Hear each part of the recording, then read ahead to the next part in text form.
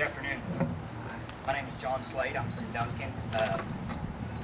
Brett talked about faith, and some of the things that I like to think of are, honesty and leadership and integrity. And I think that's one of the things that we should look for in a district attorney. And I think that's one of the things. But those are three of the things that Mr. Burns represents. My relationship with Mr. Burns began about 4 years ago. Saturday morning, and came home from work on my lunch break, and came into my house and found my 6-month-old baby girl, Letha, floating in a bathtub, and her mother asleep in bed.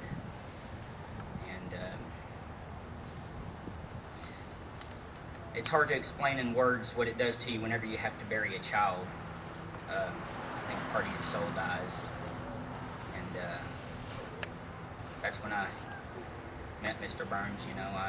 I really felt helpless, and I really felt like, we didn't have a voice like Letha didn't have a voice, but Mr. Burns became her voice, his office and his team. I say team because I think they do such a good job of working together as a team. They became Letha's voice, and they fought for justice for Letha.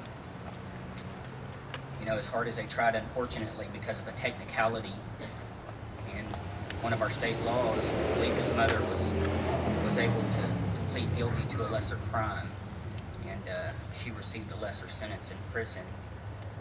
And we just didn't think it was right. We didn't think that Letha had been done right by the judicial system, so we didn't stop there. We got on the phone and we started making phone calls.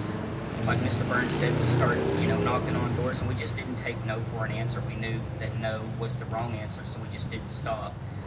And we started, meeting with lawmakers and telling Letha's story and telling about the injustice that she had received. And, we had a lot of support from the crime victims program through Mr. Burns' office, and we had a lot of help from them.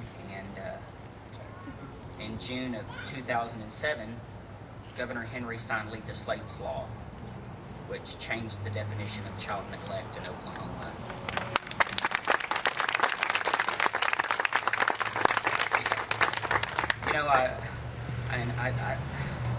I like to think that everything happens for a reason.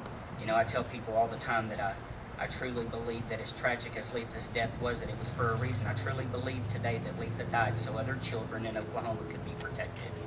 I really do. Yes.